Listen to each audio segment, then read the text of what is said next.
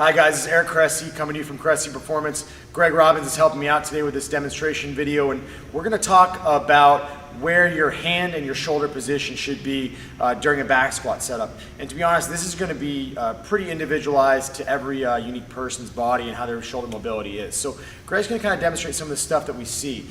Basically what you'll often find is that a lot of people will present with biceps tendon or anterior shoulder pain over the course of their training career because in many cases they literally can't get to the right positions, and so they have to go to these kind of faulty compensation patterns. So we always hear about how to pull down with the lats and all that, but we don't always take into account that when we pull down with our lats really aggressively, some bad things can kind of take place where the humeral head glides, so the ball slides forward in the socket if we're in a bad position. So we'll have Greg set up right here.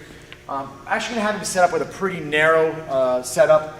So he's going to slide right in, use the bar, kind of pull himself down in that position.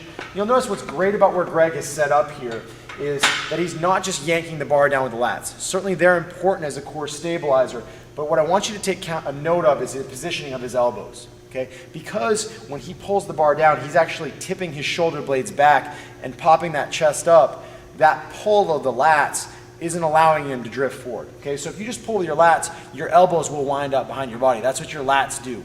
So they extend your humerus and they internally rotate you. So when you internally rotate, in many cases you close down that space right there where your cuff tendons, your biceps tendons has to breathe. So it's very important to get good pre-activation of those low traps and make sure the scapula is tilted back as opposed to just diving forward. So basically Greg's got good lat recruitment, but it's canceled out to some degree by good recruitment of his scapular stabilizers and of the muscles here. If he was in a bad position, what you'll see is he'd drift forward just like that. And those are the people that often slide forward when they're trying to come out of the hole and get into a bad position. So very important.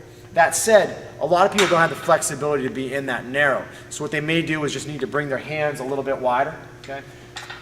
And maybe as you warm up, you work your way in just a little bit, but you'll notice that the angle of this doesn't actually change. The other thing that some people may do well with is if they're really, really lat dominant, and this is causing shoulder pain in the front, bringing the arms out just a little bit will actually get their shoulder blades to upwardly rotate a little bit and put the lats on a little bit of a slack so that they're in a better, what we would call, length tension relationship. So it allows him to get where he needs to be. Some guys may actually take a pinky off the bar if it helps their external rotation isn't good enough, but regardless, bringing the hands out a little bit wider allows you to get here with less external rotation at your shoulder. So figure out what the right fit for you is. The most important thing is as your arm is being pulled down with that lat, don't let the humeral head glide forward and irritate the front of that shoulder.